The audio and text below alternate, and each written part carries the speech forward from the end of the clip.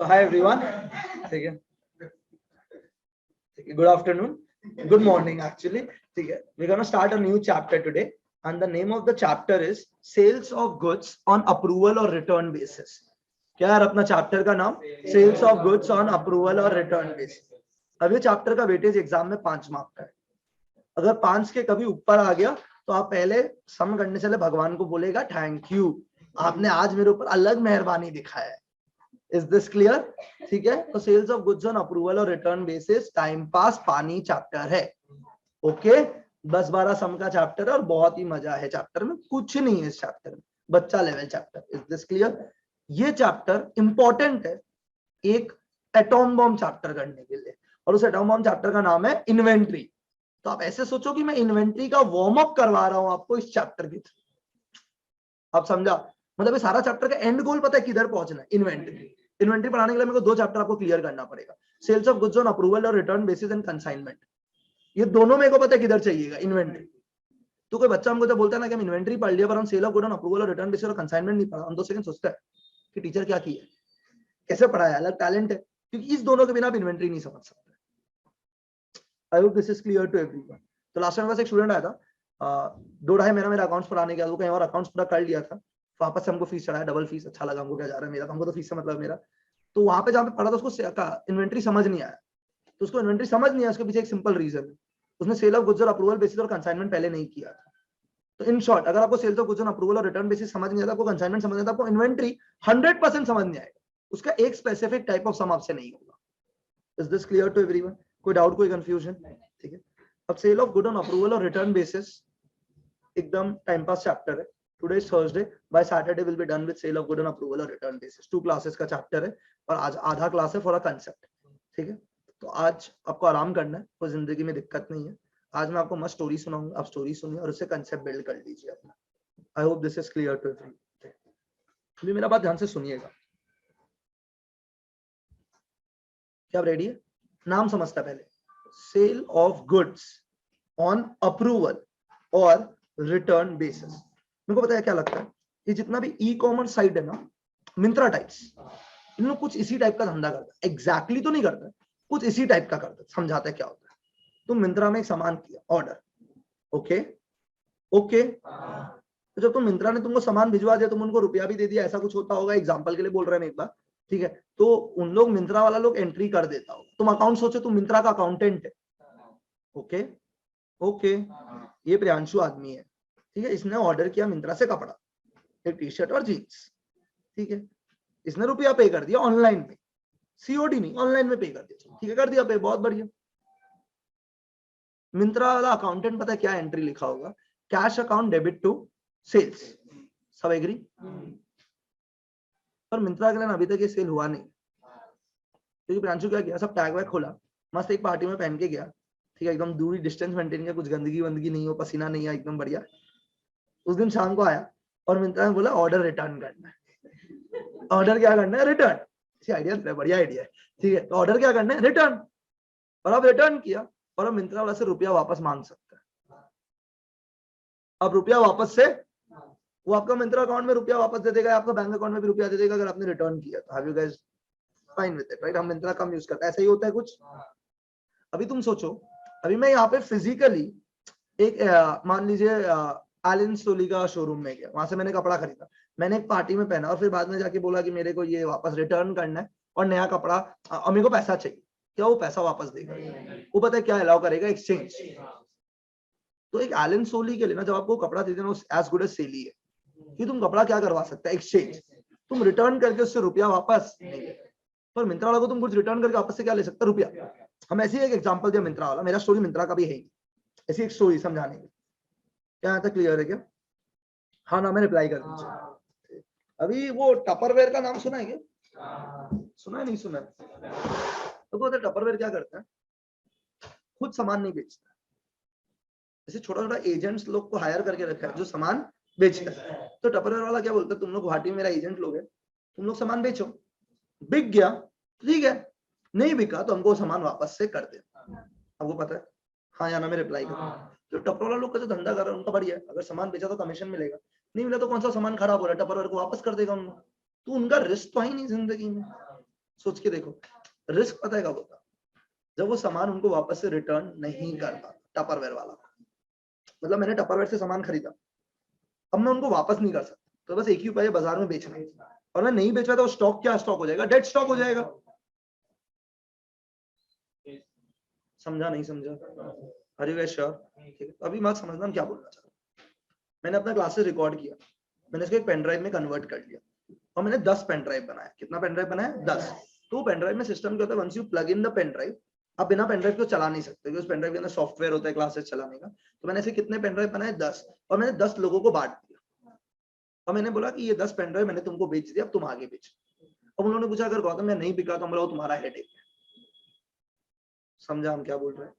मतलब मैंने 10 लोगों को अपना पेन ड्राइव दिया, और मैंने बोला कि तुम आगे बेचो, तुमको नहीं यूज करना है पेन ड्राइव, तुमको किसी और को बेचना है, मतलब तुम मेरा एजेंट टाइप है। एग्री? यहां तक तुम नहीं बेच पाया तो तुम्हारा हेडेक है। तो पता मेरे लिए जिंदगी में कितना आराम हो गया। जैसे ही 10 पेन ड्राइव हम तुमको दिया, हम इसको पता क्या मानेगा? सेल, क्योंकि पेन ड्राइव मेरे पास तो वापस नहीं आ सकता। ये भी मेरा चैप्टर नहीं है। मेरा चैप्टर क्या, ध्यान से सुनिए। मानिए ये मेरा ऑफिस है, और मेरे ऑफिस में बहुत सारे गुड्स हैं। गुड्स मतलब जिसमें आपका बिजनेस डील करता है। तो let that business be cloth का बिजनेस। किसका बिजनेस? क्लोथ का। क्या यहाँ तक क्लियर है क्या?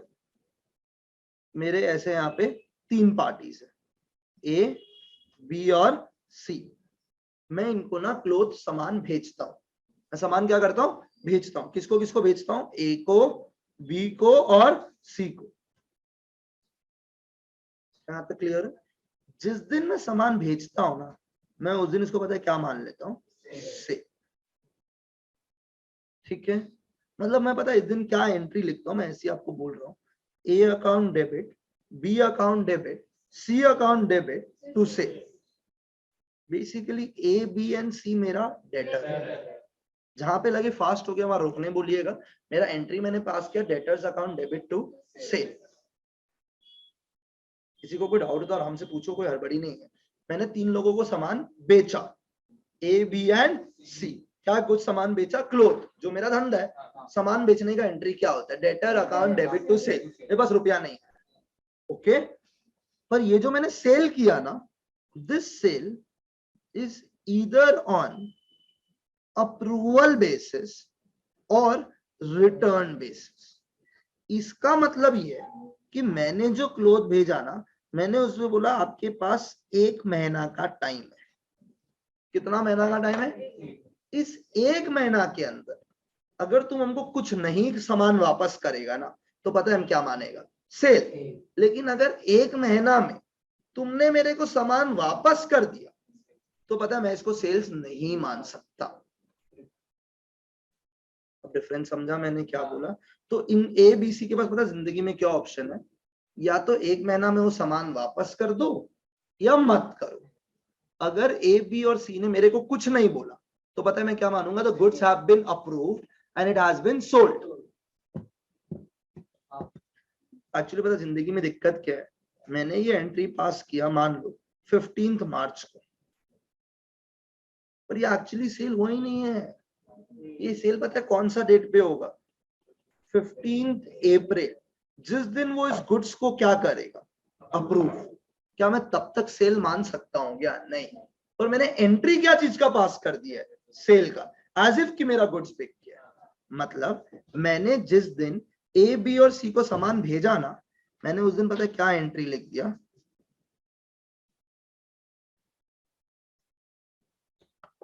थोड़ा क्लैरिटी ले लीजिए भाई। जिस दिन मैंने सामान भेजा, मैंने उस दिन क्या एंट्री लिखा? मैं आपसे पूछ रहा हूँ। Is this okay for everyone? तो मैंने एंट्री लिख दिया डेटर टू सेल, जबकि ये सेल हुआ है या नहीं हुआ है, पर मैंने लिख दिया। कौन सा तारीख को? मतलब मेरे हिसाब से एबीसी को सेल हो गया। पर पता है मेरा एबीसी के साथ एग्रीमेंट क्या है? कि तुम्हारे पास पता है कितना महीना का टाइम है? 1 महीना। अगर 1 महीना में तो हमको गुड्स रिटर्न कर दिया तो ठीक है, नहीं किया ना तो पता है मैं क्या मानूंगा? सेल। ये मेरा लॉजिक है। सेम चीज मिंत्रा करता है, आपको गुड्स बेचता है, वो बोलता है आपके एक्सचेंज या रिटर्न पॉलिसी कितना महीना का? 1 महीना का है। अगर आपने 1 महीना में उनको वापस कर दिया तो उन लोग क्या मानेंगे? रिटर्न हो गया या एक्सचेंज हो गया। ऐसा ही होता है। यहाँ पे एक्सचेंज नहीं है, यहाँ पे या तो रिटर्न है या अप्रूव है, या तो तुम वापस करो या रख लो, कोई एक्सचेंज मत करो। नहीं समझा? तो मैंने जिसको सामान बेचा, मैंने किसको सामान बेचा? अगर आप मेरे साथ स्टोरी में नहीं पढ़ा पाएगा, मैंने सामान किसको किसको बेचा? On what basis? अप्रूवल और रिटर्न बेसिस। तो goods have been sold either on approval basis और रिटर्न बेसिस। जय माता दी। ठीक है, जिस दिन मैंने गुड्स भेजा, मैंने उसी दिन इसको क्या मान लिया? सेल। और मैंने पता है क्या एंट्री लिख दिया? Debtor account debit to sales. Okay, अब तुम बताओ as an accounting person, is this entry right on 15th April और not? This is not right. इसका रीजन सिंपल ये है कि अगर वो गुड्स को वो अप्रूव ही नहीं करता है तो क्या वो सेल होगा क्या? पर मैंने इस पूरे गुड्स को क्या माना है? सेल। ये मेरा अकाउंटिंग करने का तरीका है। यहां तक कोई डाउट? अब अगर 15 अप्रैल को अप्रूव हो गया तो आप कोई एंट्री पास नहीं करेंगे, क्योंकि आपने सेल का एंट्री ऑलरेडी पास कर दिया। और अगर अप्रूव नहीं हुआ, तुम पता क्या एंट्री लिखेगा? Sale to debtor. You won't write a sales return, you will reverse your sale का एंट्री। Works for everyone. मैंने क्या बोला? मैंने सेल हटा दिया ना, एक ही बात। आप सेल रिटर्न लिख दो यार, कोई दिक्कत नहीं। आप ये लिख दो यार, ये लो, sale return to what? Debtor. वो सेल रिटर्न अल्टीमेटली सेल से ही तो माइनस होता है यार, that's one and the same thing. हाँ ना? मैं रिप्लाई तो गौतम में तो बहुत सिंपल है, जिस दिन आप गुड्स भेजेगा उस दिन क्या एंट्री लिख दो? Debtor to sale. और अगर बिक गया तो कोई एंट्री करने का जरूरत, और नहीं बिका तो वो रिटर्न करेगा, तो अब रिटर्न का एंट्री पास कर दो, हमारा सम खत्म। ऐसा होता है। मतलब क्या होता है स्टोरी में? जिस दिन मैं गुड्स भेजता हूँ, the goods have been sent either on approval basis और किसी भी बेसिस में भेजा। मेरा अकाउंटिंग का तरीका है कि मैंने गुड्स भेज दिया मेरे लिए सेल, तो मैंने एंट्री क्या लिखा? मिंत्रा टाइप भी सेम करता है, बस मिंत्रा में ऑप्शन क्या, रुपया आ जाता है, चलेगा। यहाँ रुपया नहीं आएगा, तो मैं एंट्री क्या लिखा? Debtor to. सब मेरे साथ साथ? ओके। अब अगर वो रिटर्न आ गया तो आपको सेल को रिवर्स करना पड़ेगा। एंट्री सेल्स टू डेटर या sale return to debtor, return का एंट्री। और अप्रूव हो गया तो कुछ भी करने का जरूरत, क्योंकि आपने ऑलरेडी क्या चीज का एंट्री पास कर दिया? सेल। हो गया? हाँ ना? अभी कुछ दिक्कत हो गया इसमें तो अगर ध्यान दिया मेरा डेट्स को अच्छे से, 15 अप्रैल के बाद ना, 15 मार्च का 15 अप्रैल नहीं आता है, 31 मार्च आता है। 15 अप्रैल तो बात का बात है, 31 मार्च को तो सेटल करो, which is what date? Year end. क्योंकि इस दिन तुमको अपना बुक्स ऑफ अकाउंट्स क्लोज करना है, तो तुम्हारा सीए आया ऑडिट करने के लिए, बोला 15 मार्च को तुम एक एंट्री लिख के रखा है, डेटर टू सेल। ये एंट्री गलत है, क्योंकि तुम्हारा सेल हुआ ही नहीं है। तुम सेल में अपना इनकम को प्लस करके रखा है, जबकि तुम्हारा सेल हुआ ही नहीं। तो सेल कब होगा? 15 अप्रैल को। अब हाँ नाम है एग्री कर दीजिए, ये इस साल का इनकम नहीं है। जय माता दी। इतना समझ आया है? नहीं? हमको ऐसा लग रहा था लॉस्ट हो जाएगा। आप लोग क्लियर है? नहीं है क्लियर? तो पता है सब में क्या हुआ? जिस दिन मैंने गुड्स भेजा, अप्रूवल और व्हाट बेसिस पे? जो मेरा चैप्टर का नाम है, मैंने उस दिन उसको क्या एंट्री पास कर दिया? Sales. What is the entry? Okay, मैं जर्नल पास कर रहा हूँ, कोई डाउट, कोई दिक्कत? हमको बोर्ड लग रहा है, आपको बताओ ठीक है या नहीं है? अभी कौन सा डेट आ गया मेरा भाई? अप्रूवल कब आएगा? उस दिन या तो अप्रूवल आएगा या गुड्स वापस आएगा, उसके पहले भी आ सकता है, पर वो लास्ट डेट है और अभी तक कुछ भी रिटर्न नहीं आया। ठीक है, अब तुम बताओ 31 मार्च को सेल मानना है या नहीं? तो तुमको अगर सेल नहीं मानना, तुमको पता है क्या एंट्री लिखना पड़ेगा? Sale to debtor, as if कि वो एंट्री हुआ ही नहीं है। मैंने एंट्री को क्या कर दिया? रिवर्स। अब मैंने बोला सीए, अब ठीक है, तुमको 15 मार्च को मैंने एंट्री लिखी था डेटर टू सेल, तुम बहुत पढ़ के आए हो ना, तो ये लो मैंने एंट्री क्या कर दिया? उल्टा। अब बता। पर आप देखो बीकॉम कोविड वाला लोग पता क्या करेगा? इस एंट्री को काट देगा। क्या ये अलाउड है क्या? ऑब्वियसली अलाउड नहीं है। आपको एंट्री को क्या करना पड़ता है? रिवर्स। तो व्हाट इज द रिवर्सल का एंट्री? Sale to debt. क्योंकि आप अकाउंटिंग सॉफ्टवेयर यूज कर रहे हैं। कॉपी में तो चलो आप जाके काट लेता, बोलता हाँ नहीं है नहीं है, पर आप रियल लाइफ में कॉपी थोड़ी यूज कर रहे हैं। रियल लाइफ में आप क्या यूज कर रहे हैं? Accounting software. तो the moment you pass an entry debtor to sale, आपका डेटर बढ़ गया, आपका सेल बढ़ गया, तो you pass this entry, automatically sale गिर गया, डेटर गिर गया। वो अकाउंटिंग सॉफ्टवेयर अपने आप करता है इन रियल। तो आप जब अपना सीए के साथ बैठा हुआ अपना लैपटॉप लेके आप क्या एंट्री पास करेगा? Sale to debtor. Imagine real life, क्योंकि मेरा गुड्स अभी तक सेल। अब मैंने बोला इन्वेंट्री, मैंने बोला सीए साहब सब सही है जिंदगी में? बोला नहीं। बोला अब क्या दिक्कत है? बोला देखो भाई, आपका जो गोडाउन में इन्वेंट्री है ना, वो मैंने काउंट किया, वो 1 लाख रुपया आ रहा है। कितना रुपया आ रहा है? पर आपका इन्वेंट्री ना 1 लाख से ज्यादा है, 1 लाख से। मैंने बोला ये क्यों? अभी आप बोल रहे हैं गोडाउन में जाके एक एक आइटम को गिना रे, वो सीए मुन्ना एक एक आइटम को गिना, और अभी बोल रहे नहीं 1 लाख से ज्यादा है। हम बोला ये चोमू एकेडमी किधर, क्या बकवास, ठीक है क्या बोल रहे तुम? बोल रहे तुम गिना, और गिनने का कितना रुपया आ रहा है? 1 लाख। मतलब मेरे को बोला जा रहा है कि मैंने अपने वॉलेट का सारा रुपया गिना, 1 लाख आया, अभी बोलता है 1 लाख नहीं 1 लाख से ज्यादा है, कि क्या बकवास है। तो उसने मेरे को पता है क्या समझाया, देखो भाई आपने ना इस आदमी को 20,000 का माल भेजा, कितना का माल भेजा? इसको आपने रिवर्स तो कर लिया। हाँ सर मैंने कर लिया रिवर्स। बोले जो 20,000 का माल है ना, ये पता तेरे पास नहीं है? बोला हाँ मेरे पास नहीं है। बोला किसके पास है? बोला वो एबीसी के पास है। किसके पास है? उसके गोडाउन में है, तो मेरे गोडाउन में तो नहीं है। और वो रुपया पता है किसका है? आपका।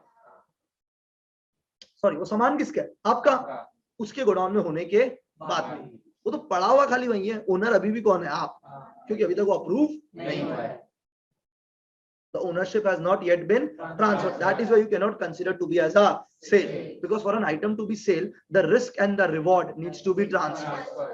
तो रिस्क तो आप बोल रहे हैं कि उसके गोडाउन में रख दिया, पर वो सेल हुआ कहाँ है? तो वेयर हैज द ट्रांसफर हुआ है? रिवॉर्ड एंड रिस्क नहीं हुआ है ट्रांसफर। ट्रांसफर पता है कब होगा? 15 अप्रैल। तो वो उसके गोडाउन में होने का भी पता है किसका सामान है? आपका सामान। तो समझा नहीं हम क्या बोल रहे हैं? तुम सोचो हम एक ऑर्डर देता है, मान लो एक फर्नीचर का किसी को, वो फर्नीचर डिलीवर जब तक नहीं होगा गोडाउन के अंदर, मेरा रिस्क क्यों भाई? वो अभी उधर बोलते हैं हम फर्नीचर बनाया रहे लेकिन फर्नीचर वहीं पे टूट गया। मतलब तुम देखो भाई मेरे ऑफिस में थोड़ी टूटा है, आया ना। वो बोला हम रास्ता में जा रहा था टूट गया, तो मतलब हम क्या कर रहे? रास्ता तक तो मेरा नहीं है, मेरा कब है? जब मेरा ऑफिस में लग गया, जब हम उसमें बैठ गया हाँ बढ़िया है हाँ, तब मेरा, तब तक तेरा ही है जो है। अभी तेरा मिस्त्री लगाने आया कुछ तोड़ दिया तो तुम देखो भाई, हम क्यों देखे? हाँ ना। अभी तुम मिंत्रा से कुछ सामान ऑर्डर किया, कांच का रास्ता में है, तो मिंत्रा का ही है, तुम क्यों हेडेक लेगा? सामान तुम्हारे घर पे आया, तुम बहुत बार क्या करते? वीडियो का कैमरा ऑन करके खोलते हैं कांच का कोई सामान कि टूटा हुआ निकला तो है ना, और टूटा निकला तुम पता किसको पकड़ेगा? मिंत्रा को। लेकिन तुम लगाया 2 मिनट बाद तुम अपने हाथ से तोड़ दिया, तब मिंत्रा इज नॉट, तुम उसको रेस्पॉन्सिबल बना देगा वो अलग बात है, ठीक है, पर वो कायदे से तो रेस्पॉन्सिबल नहीं है ना। हाँ ना, ठीक है ओके, हाँ ना। तो वैसे ही बात समझो यहाँ पे क्या हो, मैंने गुड्स भेजा, किसको भेजा? हाँ रिप्लाई नहीं आया। मैंने उस दिन क्या एंट्री लिखा? Debtor to. अब मेरी जिंदगी में एक डेट आएगा 15 अप्रैल, पर उसके पहले एक डेट आएगा, उस दिन वो सीए मुन्ना आएगा और वो सीए मुन्ना बोलेगा सुन बाबू ये तेरा सेल नहीं है, because the risk and the reward has not yet been. तो रिवर्सल मारो। बोला ओके सर, रिवर्सल एंट्री हो गया रिवर्स। अब वो बोलेगा देख भाई ये एंट्री हुआ सेल को हटाने का, वो गुड्स ना तेरे गोडाउन में नहीं है, तो मैंने जो इन्वेंट्री गिना ना, क्या गिना? इन्वेंट्री, वो 1 लाख है गिनने वाइज फिजिकल काउंटिंग, पर इन्वेंट्री है 1 लाख से, तो उसको बढ़ाने का भी जर्नल पास करो, क्योंकि अभी तुम्हारा अकाउंटिंग बुक्स में इन्वेंट्री पता है कितना रुपया लिखा हुआ है? 1 लाख। तो मैं पता है क्या एंट्री लिखूंगा? Inventory to trading. कभी भी नहीं होता ऑटोमेटिक, तभी तो मैंने इतना बार बोला कि इन्वेंट्री इज फिजिकली काउंटेड। तो मेरा बुक्स में इन्वेंट्री कितना रुपया पे? 1 लाख। बहुत लोगों को लगता है मैंने सेल उल्टा किया तो इन्वेंट्री अपने आप से हो जाएगा, ऐसा कैसे हो सकता है? सेल अलग अकाउंट है, इन्वेंट्री अलग अकाउंट है, and we are not calculating by using the sale formula inventory, we always calculate inventory by physical counting. तो इन्वेंट्री मेरा फिजिकली कितना आ रहा है? 1 लाख, पर मेरा इन्वेंट्री 1 लाख से ज्यादा है क्योंकि कुछ सामान मेरे गोडाउन में नहीं है, वो ए बी और सी के गोडाउन में जो मेरा ही सामान है। समझा नहीं रही क्या हो रहा है?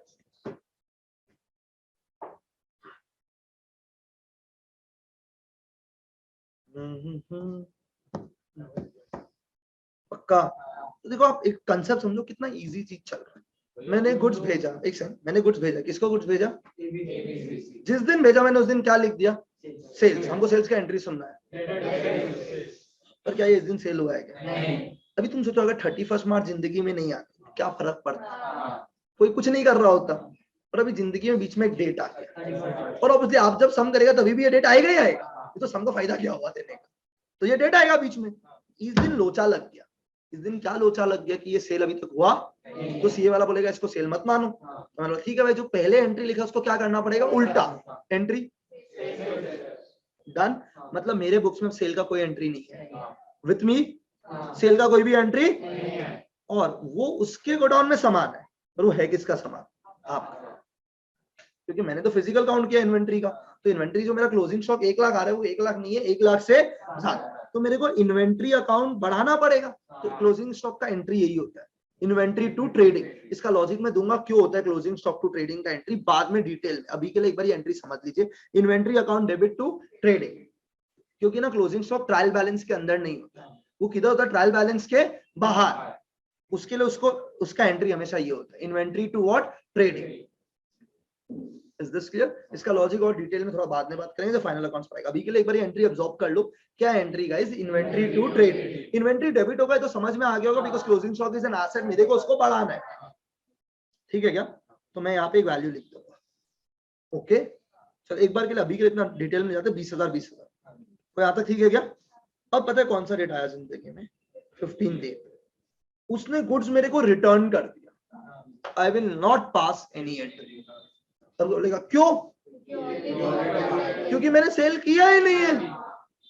लेकिन उसने सिर्फ 20,000 में से 15,000 रिटर्न किया, तो 15,000 का तो एंट्री नहीं आएगा, पर कितना का एंट्री आएगा? तो मैं 5,000 का पता वापस से क्या एंट्री लिखूंगा, क्योंकि आपने 31 मार्च को सब कुछ गायब कर दिया था, एज इफ कि आपके बुक में कोई एंट्री हुआ है। तो 15 अप्रैल को आप मानिए कि आपकी जिंदगी में नया सेल हुआ है, और वो 15,000 वापस से आपके गोडाउन में आ जाएगा, और उसका भी कोई एंट्री करने का जरूरत नहीं है, ओके, क्योंकि उसका एंट्री आप ऑलरेडी कर चुका था हटाने का सब। इस चैप्टर में 10 सब में यही होता है, हमको यही फिक्स एंट्री पास है। इन्वेंट्री क्यों कम करेंगे, हम कुछ भी नहीं करेंगे। इन्वेंट्री फिजिकल काउंट होता है at the end of the year. Why will I calculate my inventory का valuation on 15th April? Why? हम 31 मार्च को वैल्यू क्यों पास किया? क्योंकि मैंने इन्वेंट्री अपने बुक्स ऑफ अकाउंट से पता है कितना रुपया में लिख दिया था, 1 लाख। दैट इज व्हाई मेरे को इन्वेंट्री बढ़ाना पड़ा। पर 15th अप्रैल को मैंने इन्वेंट्री गिना ही नहीं है, तभी तो मैं वर्ड यूज कर रहा हूँ physical counting. When will I count my inventory? Eight the end of the year. मेरे बुक्स में इन्वेंट्री आएगा ही नहीं पूरा साल, क्लोजिंग स्टॉक कब आता है? At the end of. वो जब गुड्स आया तो फिजिकली तो मेरा इन्वेंट्री बढ़ ही गया, क्या दिक्कत है?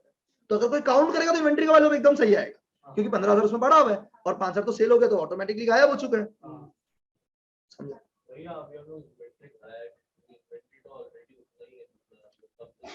अरे ब्रो, इन्वेंट्री तो ऑटोमेटिकली, तुम लोग समझ नहीं रहे इन्वेंट्री के साथ क्या होता है।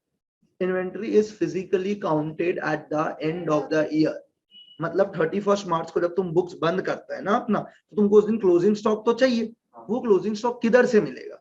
गोडाउन में जाके इन्वेंट्री को काउंट करके, कहीं तो कुछ डेटा होगा ना। तो ऐसा कोई क्लोजिंग स्टॉक का लोग क्या करते हैं, देखो, या तो एक्सेल फाइल मेंटेन करता है। एक्सेल फाइल में क्या होता है, जब वो 20,000 का सामान गया होगा, माइनस 20,000 कर दिया होगा ना एक्सेल फाइल से, तो इन्वेंट्री में से वो 20 हटा दिया गया है, या तो एक्सेल फाइल से, या फिर आप फिजिकली काउंट करेगा तो 20,000 आपके गोडाउन में नहीं है, तो 20,000 तो आया ही नहीं ना आपके कहीं पे भी इन्वेंट्री के अंदर। How do you maintain your stock? There are two ways, either तुम you don't maintain the stock data, और you maintain it in Excel file. Normally लोग क्या करते थे, maintain it in Excel file, क्योंकि आप इन्वेंट्री का जर्नल तो पास ही नहीं कर सकते। क्योंकि आप जब गुड्स खरीदते हैं, आप पता है एंट्री क्या लिखते हैं, purchase to cash.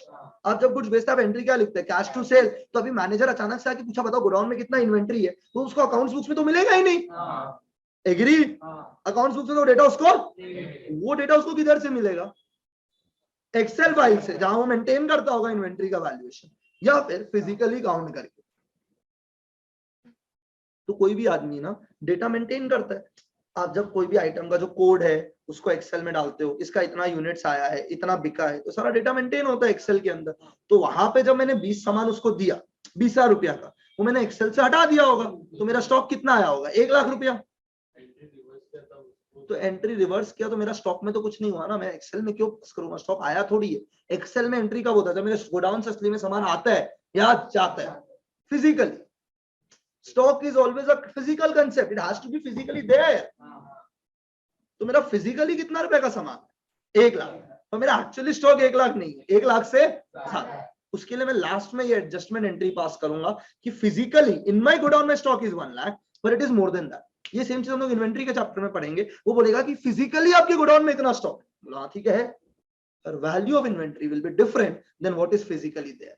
And one of the item is gonna be this sales of goods on approval or return basis, जिसमें इन्वेंट्री फिजिकली तो मेरे गोडाउन में नहीं है पर है तो मेरा ही ना। समझा क्या बोला? उसके लिए मेरे को इन्वेंट्री का एंट्री पास करना होता है, इन्वेंट्री को बढ़ाने के। इन सिंपल कॉन्टेक्स्ट अगर मैं बोलूं, आप एकदम क्लियर हेड कर लो, इन्वेंट्री का वैल्यू ना बुक्स ऑफ अकाउंट से नहीं मिलता है। पता है क्या करके मिलता है? Physically count. अब ऐसा सोचो कि एक बिजनेस है जिसमें फिजिकल काउंटिंग पॉसिबल है, और ये बहुत कोई मुश्किल नहीं है, ठीक है। अगर किसी का मान लो एक बाइक का शोरूम, तो हर बाइक का कितना मॉडल्स पड़ा हुआ है ये तो उनके पास डेटा होता है। तुम रियल लाइफ धंधा सोचो, तुम किसी के शोरूम में जाता है, तुम मुझसे पूछता है कि यार ये मॉडल का बाइक है या नहीं। चलो तुम एक मेडिसिन का शॉप में जाता है जहां तो हजारों वैरायटी ऑफ मेडिसिन है, तो उनका दुकान में जाता है ये मेडिसिन है या नहीं, क्या उन लोग सारा डब्बा खोल के बैठ जाते हैं क्या?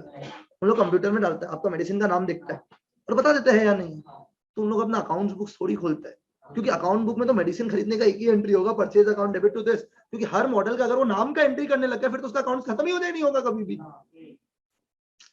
तुम तो अकाउंटेंसी वाला आदमी है, अगर वो ट्रेडिंग अकाउंट में हर मेडिसिन का नाम लिख के लिखने लग गया, to this medicine to this medicine to this, तो फिर तो लिस्ट बन जाएगा 200 मेडिसिन का, तो ट्रेडिंग अकाउंट भी 200 पेज का बन जाएगा। तो ये तो कोई नहीं करता ना, सारा मेडिसिन जब भी खरीदते किस अकाउंट में डाल देता है? परचेज।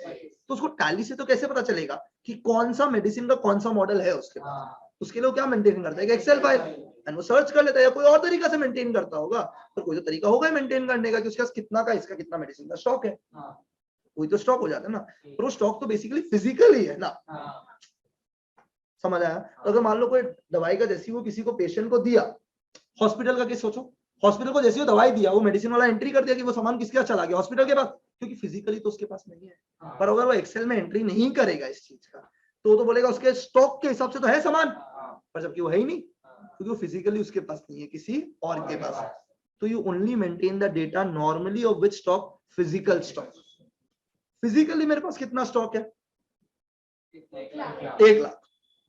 पर एक्चुअली मेरा स्टॉक कितना है? 1 लाख, क्योंकि सर है तो मेरा ही ना। तुम सोचो एक हॉस्पिटल का बात करते हैं, इससे बेस्ट एग्जांपल नहीं। हॉस्पिटल के नीचे एक मेडिसिन शॉप होता है, वो नॉर्मली हॉस्पिटल का नहीं होता है, unless until Apollo hospital. Apollo में तो खुद का ही क्लिनिक होगा, पर इतना सारा हॉस्पिटल है जो अपना ये मारवाड़ी हॉस्पिटल, सब में सबका मेडिसिन दुकान किसी और को किया हुआ होता है, हैंड ओवर। तरीका समझ आया हम क्या बोला? नहीं समझा अभी? तो वो मेडिसिन वाला दुकान क्या करता है? सेल किया, क्या किया? सेल। पेशेंट को तो सेल मान लिया। अब वो हॉस्पिटल वाला लोग कभी कभी ना उन मेडिकल वाले से दुकान से सामान मंगाता है, फिर उन लोग उसका बिलिंग किसको करता है? पेशेंट को। अब मैं हॉस्पिटल का प्रोसेस नहीं समझा। मान लो हम हॉस्पिटल में भी एडमिटेड है, हम एडमिटेड है, हम पे स्लाइन चढ़ेगा, ठीक है, तो हम, मेरा घर वाला लोग बोला हम लोग रोज रोज माथा पच्ची करने नहीं आएगा, इसके ऊपर इसको जो चढ़ाना आप चढ़ाते रहो और नीचे मेडिकल शॉप से सामान लेते रहो। ओके, तो हॉस्पिटल वाला क्या करेगा? नीचे जाएगा, मेडिसिन शॉप से ले आएगा और बिल बनाते जाएगा। तो एक साथ 12 स्लाइन का बोतल ले आया, बोला हर 1 घंटा में इसको चढ़ाएंगे, ऐसा बोला, ठीक है ना। 10वां बोतल तक आया वो सुपर फाइन, हम दौड़ने वोड़ने लग गया, ठीक है। अभी 2 बोतल जो एक्स्ट्रा हॉस्पिटल लेके आया, वो जाके वापस से मेडिसिन वाला को क्या कर देगा? रिटर्न। लेकिन उस दिन जब वो स्टॉक निकालेगा, उसके पास वो 12 स्लाइन का बोतल नहीं होगा उस स्टॉक के अंदर, और 12 मेडिसिन का बोतल अभी तक बिका नहीं है, क्योंकि हॉस्पिटल वाला वापस भी दे सकता है। Simple logic, agree? तो स्टॉक का डेटा से तो 12 हट गया, पर बिका अभी तक एक भी नहीं, पर उसने तो एंट्री कर दिया सेल का, और स्टॉक से फिजिकली 12 हटा दिया, ठीक है। अब जो आएगा सी बोलेगा क्या 12 बिक गया?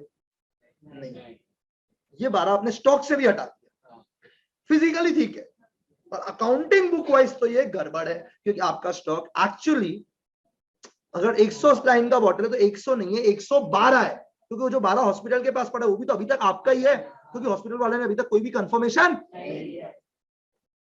लॉजिक समझा? तो एवरीवन मेंटेन्स नॉर्मली स्टॉक का data on which sense? Physical sense. क्योंकि अगर कोई कस्टमर जाएगा और तुमको बोलेगा कि मेडिसिन है क्या, तुम पता है वो बोल रहे, तुम मान लो एक शर्ट लेने जाता है, तो बहुत बार क्या होता है तुमको उसका साइज वाइज चाहिए होता है, तो बोलता है ठीक हम देख के बता दो, वो जाता है अपना लैपटॉप में टाइप करता है शर्ट का मॉडल, उसका साइज है या नहीं उनका स्टोर में पता चल जाता है फिजिकल। अब वो पता है क्या बोलता है तुमको कभी आके, हाँ सर शर्ट है, ठीक है, तो तुम बोलता होगा उसके गोडाउन में, तुम यही तो सोचेगा ना, और वो बोलता है नहीं इस आउटलेट में नहीं, एक्चुअली यहाँ से 2000 किलोमीटर दूर एक सिटी है वहां पे। अब तुम बताओ ये सही है या गलत है? एकदम गलत है। हो सकता है 2000 किलोमीटर दूर उसी का सामान हो, जो भी रास्ते में घूम रहा हो, आ रहा हो, लेकिन वो अभी तो तुमको ये नहीं बोल सकते है ना कि 2000 किलोमीटर से तक आएगा नहीं, तुम यहीं बैठो, ऐसा तो नहीं हो सकता है। तो they will obviously gonna be telling you which stock, physical stock. पर आप जब अकाउंटिंग में स्टॉक निकालेगा to calculate the profit, you are not gonna calculate the physical stock, you gonna take the actual stock which should be there as per accounting records. So there are two types of stock, physical and actual. अब आपको पता नहीं होगा तो मैं समझा देता हूँ। एज अ सीए, अगर मैं एक ऑडिट टीम में हूँ, किस टीम में हूँ मैं? ऑडिट। तो अलग अलग टीम होते हैं इन कॉर्पोरेट्स। देखो तुम अगर कोई मिड साइज फर्म ज्वाइन करेगा तो वहां पे तुमको सारा काम करना पड़ता है, जेरोक्स से लेके चाय पानी तक सर्विस का, ठीक है। पर तुम एक बिग साइज कॉर्पोरेट करेगा तो तुम भी तरह कॉर्पोरेट फील्ड में जाएगा, थोड़ी तुमको वहां पे मैनेजर बोलेगा हमको चाय ला के दे दो, बॉस थोड़ी बोलेगा आज मेरा बच्चा को यहाँ पे घुमा के ले आओ, ठीक है, उसको छोड़ देगा। हम लोग का भी लेवल है। अभी तुम मिड साइज फर्म में, उसमें तो बोल दिया कि ये मेरा छोटा बच्चा है, इसको स्कूल छोड़ दो आते समय, तुमको करना पड़ेगा। उपाय नहीं है। वो तुमको बोलेगा कि ये मेरा बच्चा का बुक है, इसको जेरोक्स कर दो, करना ही पड़ेगा। पर इन कॉर्पोरेट तो ये नहीं हो सकता, क्योंकि जो बॉस हमको बोल रहा है वो भी तो एम्प्लॉई है उस कंपनी का। पर तुम आर्टिकलशिप में मिड साइज में कर रहे हैं, छोटा फर्म में कर रहे हो, हाँ सब कुछ अलाउड है, ठीक है, तुमको घर में भी बैठा के ले जाएगा, ठीक है, तो सब अलाउड है ऐसा। लेकिन बिग कॉर्पोरेट में तो अलाउड नहीं है, that is common sense, yes या नो। तो ना बिग कॉर्पोरेट फर्म में जब हम लोग ऑडिट करते हैं ना, तो एक्चुअली ऑन 31 मार्च और ऑन 1 अप्रैल हम लोग एक्चुअली वो फर्म के गोडाउन में जाते हैं, उन लोग पूरा फिजिकल स्टॉक काउंट करके रखते हैं, हम लोग उसको चेक करके आते हैं, that is called as audit. अब उनके पास अगर 10,000 आइटम, क्या मैं 10,000 आइटम पूरा चेक करूंगा क्या? मैं वो जो लिस्ट है ना, उसमें से कोई भी 15 आइटम या 20 आइटम उठा के बोलूंगा दिखाओ ये है या नहीं, रैंडमली।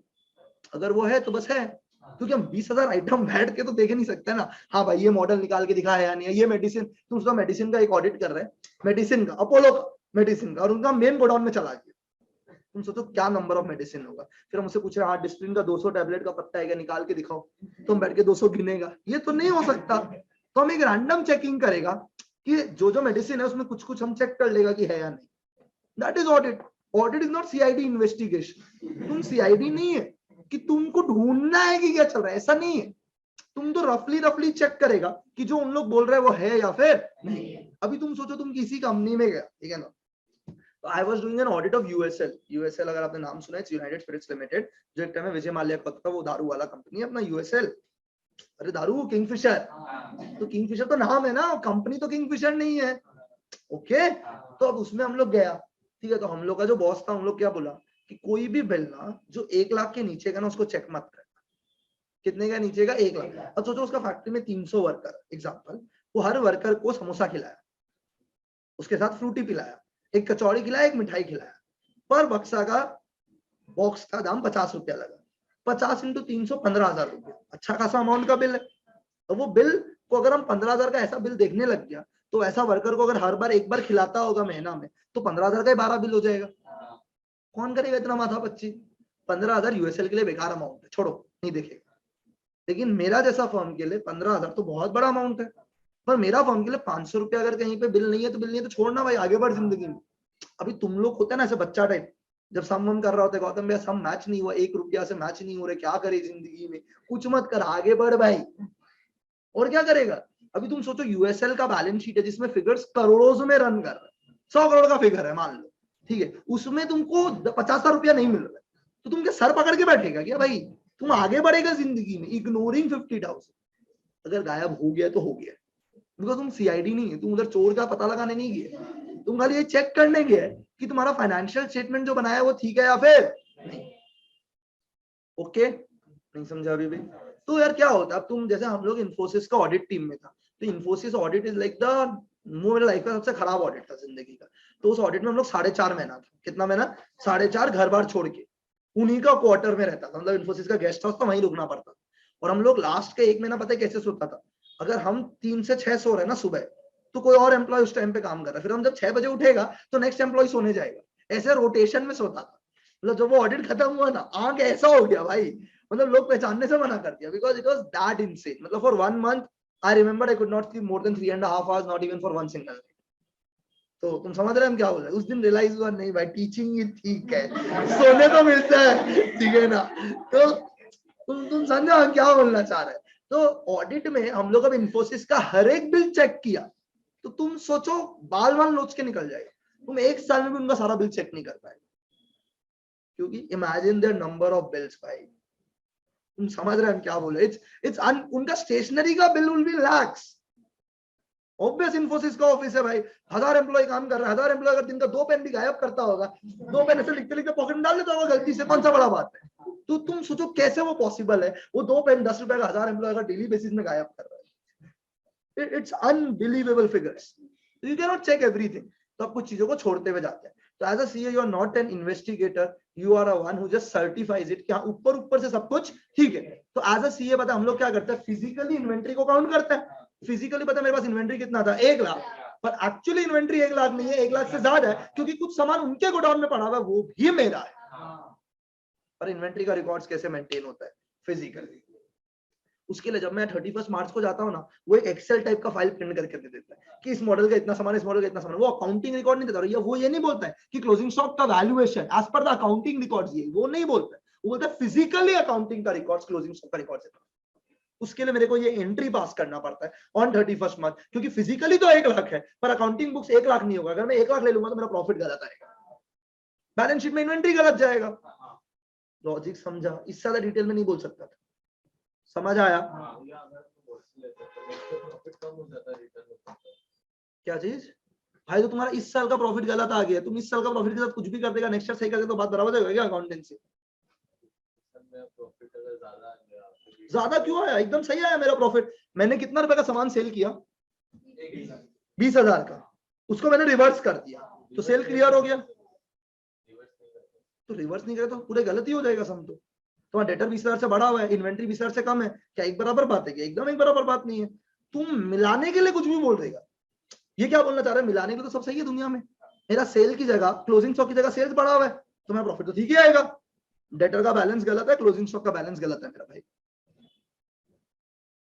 ऐसे थोड़ी अकाउंट्स रिकॉर्ड बनता है। अभी तुम सोचो तुम्हारे पास मशीनरी 10 लाख का है, ठीक है, और तुम्हारे पास बिल्डिंग 1 करोड़ का है। तुम बोला छोड़ो 10 लाख का मशीनरी कौन लिखेगा, इसको बिल्डिंग में ऐड कर दो। क्या ये राइट है क्या? तुम हमको ऐसा ही बात बोल रहे हो कि अगर हम इन्वेंट्री को नहीं बढ़ाएगा और इस एंट्री को हम लिखे ही नहीं, इस एंट्री को हम नहीं लिखे, तो मेरा डेटर पता है कितना रुपया से बढ़ा हुआ है? 20,000, जबकि हमको उससे रुपया मिलना नहीं है अभी तक, और मेरा इन्वेंट्री कम है कितना रुपया से? 20,000। पूरा गलत ही है मेरा अकाउंटिंग रिकॉर्ड्स। तो मेरा डेटर और इन्वेंट्री अभी तो 20,000 है, अब मैं इसको 20 करोड़ बना देता हूँ, it will affect my books of accounts. Yes, 20 crore का डेटर और 20 करोड़ का इन्वेंट्री में रात दिन का डिफरेंस है। और आप एक बात सोचो, जो लोग फाइनेंशियल स्टेटमेंट एनालिसिस करते हैं, उन लोग कितना डेटा सेल्स का फिगर से यूज करके निकालता होगा। Don't just think of calculating profit and loss ना, आप ये भी तो सोचो कि इतना सारा लोग है जो आपका इस स्टेटमेंट को देख के रेशियोस कैलकुलेट करेगा, उसके बेसिस में आपका कंपनी का शेयर्स खरीदने का सोचेगा, और आपका सेल का वैल्यू गलत है तो आपका पूरा जिंदगी बेकार हो सकता है भाई। ठीक है, इस 20,000 को 20 करोड़ सोचो, 20 करोड़ की जगह 200 करोड़ सोचो, पॉसिबल? एकदम पॉसिबल फिगर्स बोल रहे हैं। In real life 20 crore is not a big deal, क्योंकि अगर मान लो अगर एक ब्रांड है, ठीक है ना, let us take any brand LP, तो एलपी अपना स्टोर से कितना फ्रेंचाइजी आउटलेट को अपना कपड़ा बेचता है? तो 20 करोड़ तुम बहुत ही कम फिगर बोल रहे हैं हेड ऑफिस ऑफ एलपी के लिए। उसके लिए तो एंट्रीज ऑफ राइट करना ही पड़ेगा। तो मेरे लिए पता है चैप्टर में कुछ नहीं हो रहा है, वेरी सिंपल। मैंने जिस दिन गुड्स भेजा, किसको भेजा? ए को, बी को, सी को, it has been sent on what basis? Approval और रिटर्न बेसिस। तो क्या ये अभी तक सेल हुआ है क्या? नहीं हुआ। ये सेल पता है 2 कंडीशन में होगा, या तो जब वो कॉल करके बोलेगा हाँ सर अप्रूव हो गया है पहला, या 30 दिन बाद या 1 मंथ बाद ये ऑटोमेटिकली क्या बन जाएगा? सेल। इतना एग्री कर लो। और मैं 15 मार्च को क्या एंट्री लिख के बैठा हूं? क्या होता है सेल का एंट्री? फिर आंसर नहीं आया। ओके, 31 मार्च को इन्वेंट्री फिजिकली काउंट किया गया है, कितना रुपया? 1 रुपया। फिर सी आया, बोला भाई सुन, क्या ये सेल हुआ है क्या? तो इसको क्या करना पड़ेगा? Reverse entry, sale to debtor. अभी तुम्हारा फिजिकली इन्वेंट्री 1 लाख है, पर बुक्स वाइज इन्वेंट्री 1 लाख से ज्यादा है, क्योंकि वो 20,000 तेरे पास नहीं है पर उसके पास है, पर है तो तेरा ना, तो उसका एक और एंट्री होगा, इन्वेंट्री टू ट्रेडिंग, 20,000 20,000। अब 15 अप्रैल को उसने रिटर्न कर दिया, तो क्या तुमको कोई एंट्री करना है? क्योंकि तुमने सेल का एंट्री किया ही नहीं है, तुमने सेल को रिवर्स कर दिया है भाई। किस डेट पे? तो 31 मार्च को आपने ये एंट्री पास कर दिया ना, it is as good as आपने कुछ भी रिकॉर्ड नहीं किया। तो अगर वो रिटर्न करते तो अपना स्टॉक में सामान डाल लो, फिजिकली बढ़ जाएगा स्टॉक, आपको कुछ भी और करने का जरूरत नहीं है। और अगर उसने अप्रूव कर दिया तो आपको पता है क्या एंट्री लिखना पड़ेगा? Letter to sale. अब एक कंसेप्ट समझा, इन्वेंट्री 2 होता है बेसिकली। एक फिजिकल और एक accounting books record. Okay, accounting books में फिजिकल नहीं जाता, जो अकाउंटिंग बुक्स में है वो जाएगा, which can also include inventory जो आपके गोडाउन में नहीं। हमको नहीं पता आप लोग इतना कंफ्यूज क्यों अभी भी यार, आप लोग थोड़ा स्टोरी फ्लो में बोलना। हाँ ठीक है। A sold goods to B, A sold goods to on approval और रिटर्न बेसिस। तो ए क्या एंट्री लिखेगा, ये मेरा क्वेश्चन, फिर आंसर नहीं आया। Do you agree with this? This has been done on 20th March, और उसको बोला 10 अप्रैल तक या तो आप अप्रूव करिए या तो रिटर्न करिए। ओके, मैंने 10,000 का सामान भेजा, 28 मार्च को उसने अप्रूव किया 7,000 का। अब इसने जब 28 मार्च को अप्रूव किया, क्या कोई एंट्री आएगा क्या? क्योंकि इसका एंट्री 20 मार्च को ऑलरेडी पास। अब कंसेप्चुअली समझा, अभी भी कितना सामान पड़ा हुआ है, 3,000। इसको मेरे को पता है 31 मार्च को क्या करना पड़ेगा, रिवर्स। तो मैं क्या, डज दिस मेक सेंस? और एक एंट्री, इन्वेंट्री टू ट्रेडिंग, यहां तक क्लियर है? क्योंकि 7 अप्रूव हो गया तो 7 तो सेल है, और वो मैंने सेल तो 20 मार्च को ही लिख दिया था, और मैंने 20 मार्च 7 का सेल नहीं लिखा, कितना का सेल लिखा, 10, और उसमें सेल हुआ कितना है, 7, तो 3 को रिवर्स कर दीजिए। अभी तुम बताओ, तुम्हारा बुक्स में क्या वो 3,000 सेल लिखा हुआ है क्या? अगर वो 10 अप्रैल को रिटर्न कर देता है ना, तब तो कोई एंट्री, पर अगर वो 10 अप्रैल को इसको सेल मान लेता है ना, B2 सेल्स, कितना रुपया, 3,000। इसके सिवा इस चैप्टर में कोई एंट्री हो ही नहीं सकता। हमको नहीं पता अभी भी क्यों कंफ्यूज है, हमको तो इतना बेसिक लगता है। A sold goods to B on approval और रिटर्न बेसिस को सेल मानना है, एंट्री है B2 सेल्स, अप्रूव कर दिया, कुछ भी करने का जरूरत। 31 मार्च तक अप्रूव नहीं हुआ, एंट्री उल्टा करो, सेल्स टू बी और इन्वेंट्री टू ट्रेडिंग। एकदम सही है, यहां तक सम, कोई डाउट, कोई कंफ्यूजन? अब 10 अप्रैल को अगर वो रिटर्न करता है, तुमको कुछ भी करने का जरूरत, क्योंकि तुम सेल हटा दिया था। अरे तुम 31 मार्च को सेल हटा दिया, पर अगर तुम 31 मार्च को सेल हटा दिया और 10 अप्रैल को सेल हुआ, तो तुमको क्या चीज का एंट्री करना पड़ेगा, सेल का। अब अभी नहीं समझा। Are you guys sure? मैंने 10 अप्रैल को रिटर्न का एंट्री क्यों नहीं किया, क्योंकि मैंने सेल ही का एंट्री नहीं किया है। अरे किया तो था, तो रिवर्स कर दिया ना। On the date of 1st April I don't have any entry for sale as good as this, क्योंकि सेल कैरी फॉरवर्ड नहीं हो सकता कभी भी। It's a nominal account, it's an income. वो क्यों अभी भी आपको समझ नहीं आएगा? 5,000% समझा है हम क्या पढ़ा है।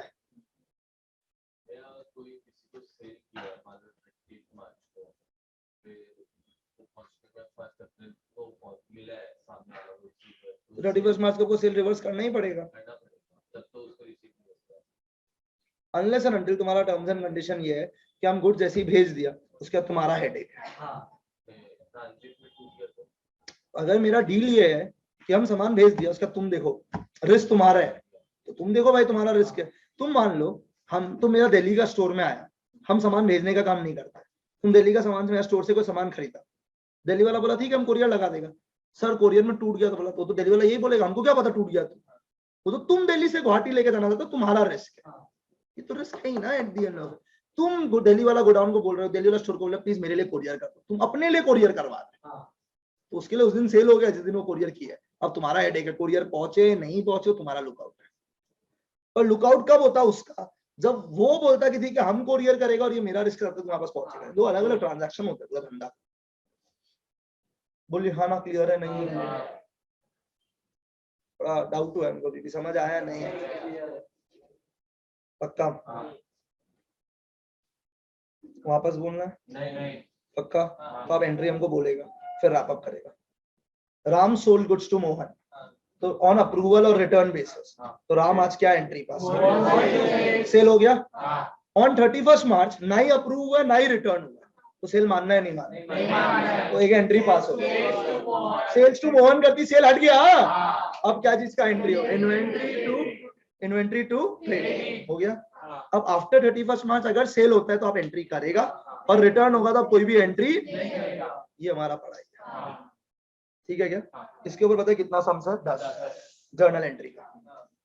ओके चलिए यहाँ पे स्टॉप करते हैं, थैंक यू।